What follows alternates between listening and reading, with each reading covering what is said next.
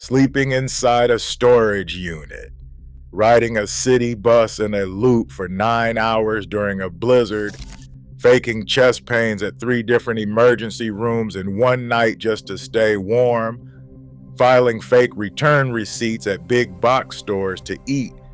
Every single one of these is technically illegal, and every single one of them has kept a homeless veteran alive on American streets. There are over 35,000 veterans sleeping outside on any given night in this country. The Veterans Affairs lost their paperwork. The shelters were full. The landlord changed the locks, and nobody came. So they figured it out themselves, trick by trick, vet to vet, passed down like field manuals for a war nobody signed up for. I know because I was one of them. A guy named Dale found me sleeping outside a Veterans Affairs office in Trenton, New Jersey, on the coldest night of my life.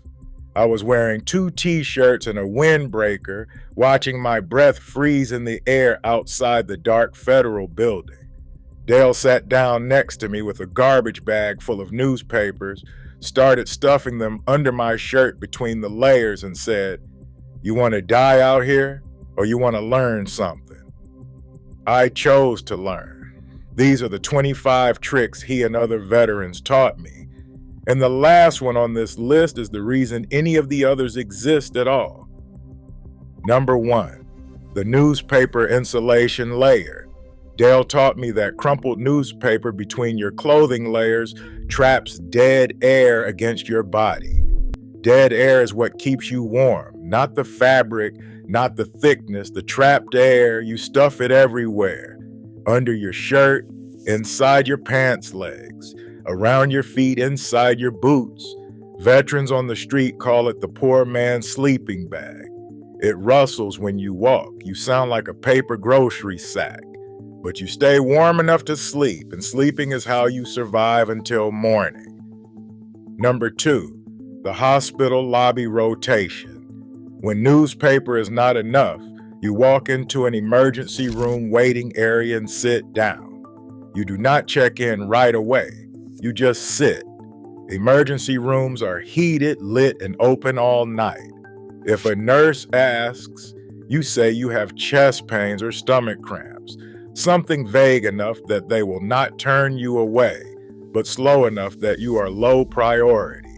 You sit in that warm plastic chair for 2 or 3 hours. Then you leave before they call your name and walk to the next hospital across town. A man named Curtis taught me you can rotate between 3 hospitals in one night and stay warm until sunrise. The medical bills pile up, but you cannot pay them anyway. Number 3, the refill cup hustle. I learned this one from a Marine named Dee outside a gas station in Newark. She had been carrying the same 32-ounce cup from a burger chain for over 2 weeks. The logo was faded and the lid was cracked, but it worked. You find a discarded fast food cup with a lid, rinse it out in a public restroom, and walk into any location of the same chain. You fill it at the soda fountain like you just bought it. Coffee, water, sometimes orange juice. Nobody questions a cup that already has their logo on it. Dee told me that cup was her canteen, her coffee maker, and her alarm clock, because the first thing she did every morning was walk to the nearest location and fill it with hot coffee so her hands would stop shaking. Number 4, the library as a survival hub.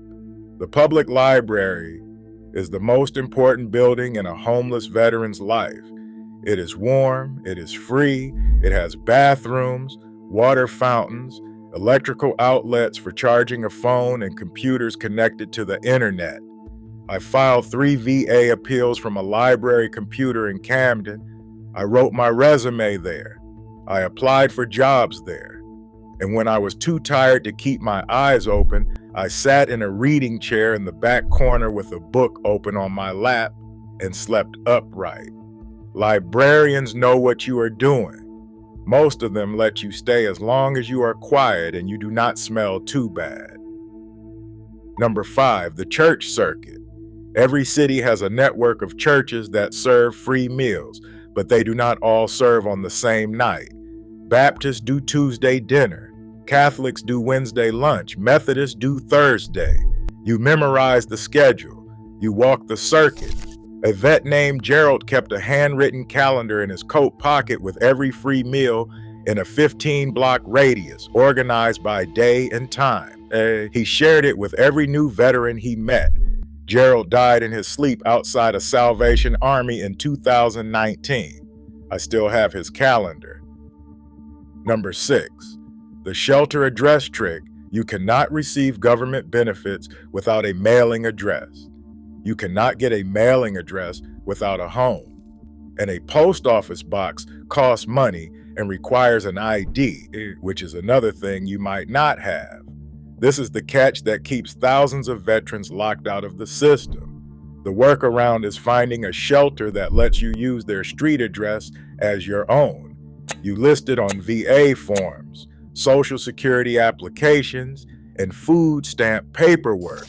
Mail comes to the shelter front desk. You check in every few days to pick it up. Without this trick, you do not exist on paper. And if you do not exist on paper, the government has no obligation to help you. Number 7, dumpster timing behind restaurants. Most restaurant kitchens throw out prepared food at closing time, not spoiled food. Food that sat in a warming tray too long or was made by mistake. If you learn what time a kitchen closes, you can be standing near the dumpster when the bags come out.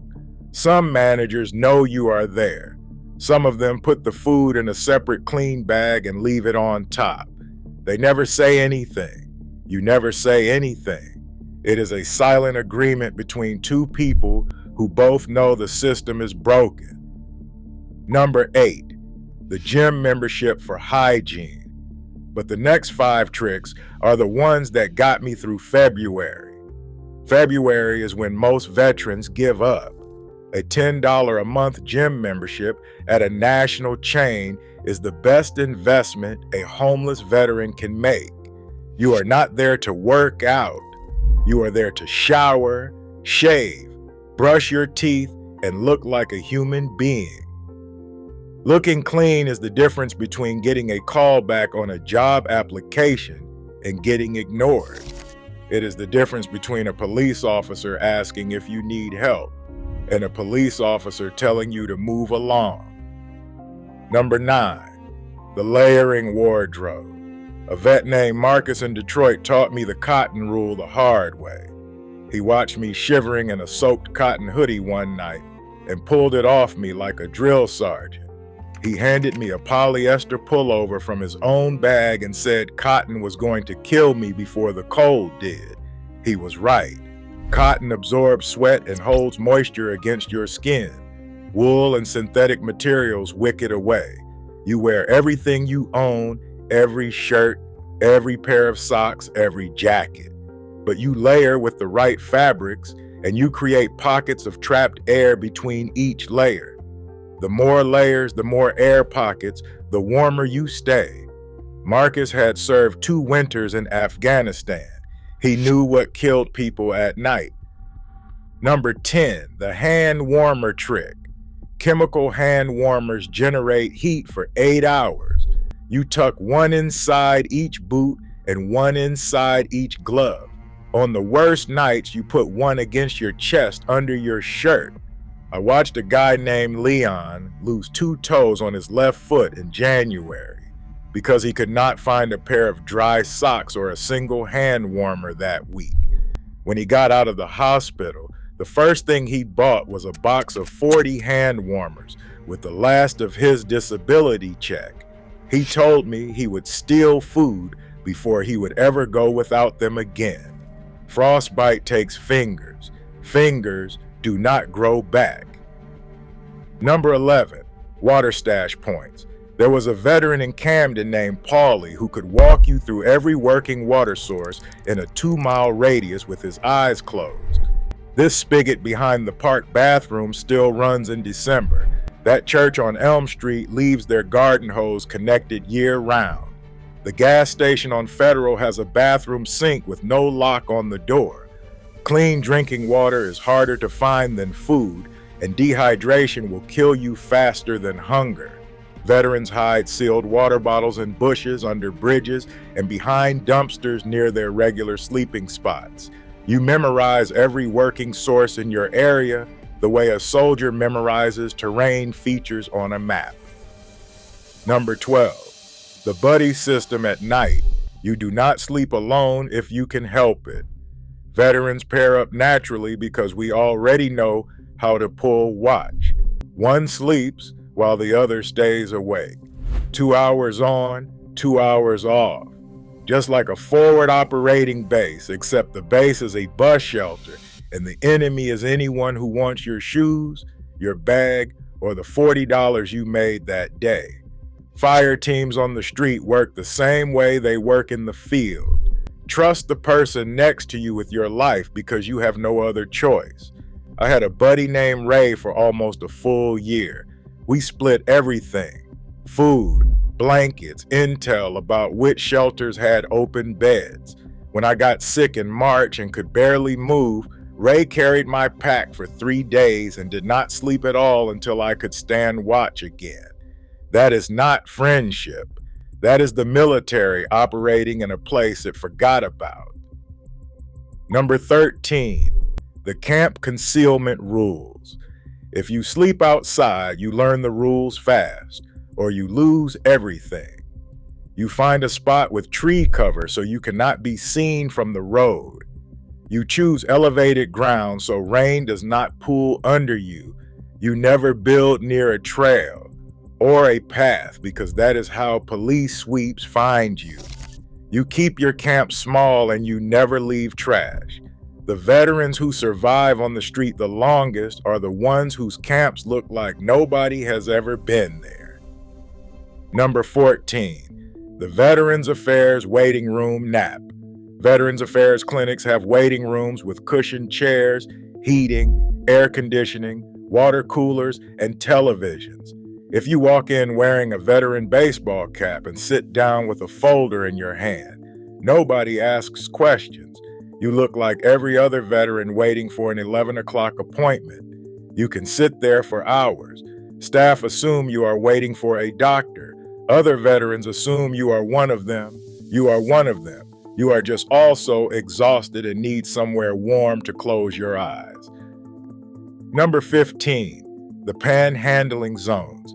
Every city has intersections where people hold signs and drivers give money. Those intersections are not random. They are chosen because the traffic light is long, the road is wide enough for a car to stop safely, and the area has enough foot traffic to generate income. A veteran named Mitch in Philadelphia told me he spent his first week on the street standing on the wrong corner and made $11 in 3 days. An older veteran pulled him aside and walked him 6 blocks to an intersection near a highway off-ramp. He made $40 before lunch. Veterans learn which corners are open and which ones are already claimed. Walking into someone else's territory with a cardboard sign is how you start a fight you cannot afford to lose. But the tricks that keep you alive physically are only half the list. The ones coming up are about staying alive inside the system, which is its own kind of war. Number 16, the bus loop. During blizzards and extreme cold, veterans pay a single bus fare and ride the route in a continuous loop. You sit in the back. You keep your eyes closed. The bus is heated, the seats are cushioned, and as long as you do not cause trouble, most drivers let you ride.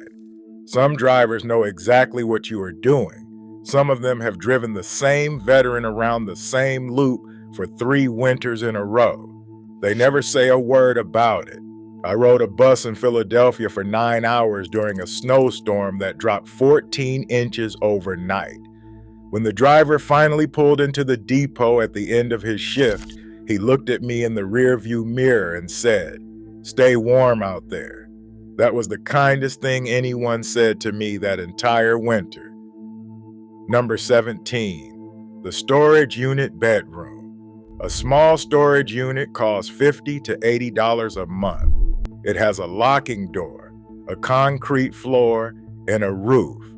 It is not legal to sleep inside one. The rental agreement says so in bold print. But a storage unit does not ask for a credit check. It does not have a landlord who can kick you out at midnight, and it keeps the rain off your back. Veterans put a sleeping bag on the floor, close the rolling door, and sleep behind a padlock. A guy I knew in Atlantic City kept his unit for 11 months before the facility manager figured it out. When they evicted him, he stood in the parking lot holding his sleeping bag and asked where exactly they expected him to go. Nobody answered. Number 18, the dog companion strategy. A dog sleeps next to you and growls when someone approaches in the dark. A dog keeps your feet warm in a sleeping bag. A dog gives you a reason to wake up in the morning when nothing else does. Veterans bond with stray dogs because both of them were abandoned by systems that were supposed to take care of them. The problem is that most shelters do not allow animals.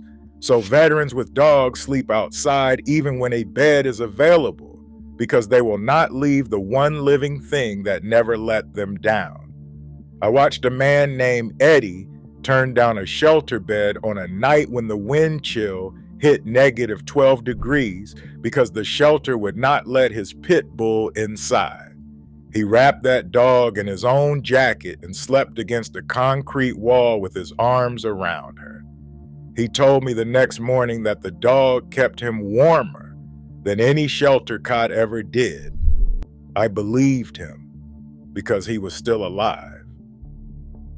Number 19, the free clinic circuit. Community health clinics offer sliding scale or free medical care, but each one has limited supply of medications. Veterans with chronic conditions like diabetes or high blood pressure rotate between clinics to get the prescriptions they need. One clinic gives you a 30-day supply of insulin. When that runs out, you go to another clinic across town and explain your situation again from the beginning. It is exhausting. It is humiliating, but it keeps you alive when the VA pharmacy has a 6-week backlog on your refill. Number 20, the fast food bathroom code. Chain restaurants in cities lock their bathrooms with keypad codes. The codes are printed on receipts or posted near the counter.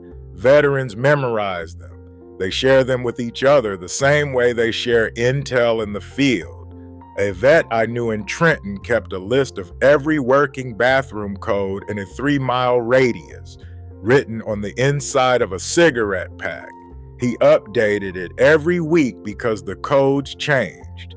When another veteran showed up in the area, the first thing he gave them was the list. Before their name, before their story. The list came first because bathroom access means you can wash your face, fill a water bottle, and use a toilet without being told to leave a store you did not buy anything from. Number 21, the scrap metal economy. Aluminum cans pay about 60 cents a pound. Copper wire pays more. Veterans walk miles every day collecting cans from trash bins, recycling stations, and construction sites. Military discipline makes veterans efficient at repetitive physical tasks. You set a route, you walk it every day at the same time, you sort your metals, you haul them to a recycling center, and you walk out with enough cash to eat. On a good day, you make $15 or $20. On a bad day, you make $5. It is not glamorous work, but it does not require an address or a background check or anyone's permission. Number 22, the campfire cooking setup. A small concealed fire in an urban wooded area lets you boil water, heat canned food, and dry wet socks. You dig a shallow pit, surround it with rocks, and keep the flame low so the smoke does not rise above the tree line. Open fires in city limits can get you charged with arson or reckless endangerment. Veterans know this. They also know that eating cold beans out of a can in February will break something inside you that a hot meal can fix. Number 23, the coupon and receipt hustle. Discarded receipts from big box retail stores can be used to return items you did not buy. You find a receipt in a parking lot trash can. Walk inside, grab the matching item off the shelf, and bring it to the return counter. You walk out with store credit on a gift card. You trade the gift card for cash at a discount, or you use it to buy food and supplies. It is fraud. Every veteran who does it knows it is fraud. But the VA denied their claim. The shelter was full and the temperature is dropping. Number 24, the VA appeal loophole. When the Veterans Affairs Department denies your disability claim, you can appeal. When they deny the appeal, you can appeal again and again. Some veterans file appeals not because they expect to win, but because an open case keeps them connected to the system. An open case means a caseworker. A caseworker means someone who might eventually point you toward housing assistance, job placement, or a program you did not know existed. The bureaucracy that abandoned you is also the only door that might eventually open, so you keep knocking. Number 25, the flag code. This one is not about survival. It is about recognition. Veterans on the street wear a small American flag patch on their jacket or a tiny pin on their collar. It is not patriotism. It is a signal. When another veteran sees it, he knows. He does not need to ask what branch or what war. The patch says, "I serve too." And on the street, that is enough to turn a stranger into someone who will share his food, watch your back while you sleep, and teach you every single trick on this list without asking for anything in return. Dale wore a flag patch on a jacket that was falling apart at the seams. He taught me 20 of these tricks in one winter. He did not teach them because he was generous. He taught them because he remembered being the one who almost froze to death on a bench outside a government building, and somebody had done the same thing for him. These are not criminal masterminds. They are not gaming the system for fun. They are men and women who signed a contract that said this country would take care of them. And when the country did not, they took care of each other. If you made it this far, subscribe. I cover stories about the people nobody talks about every week.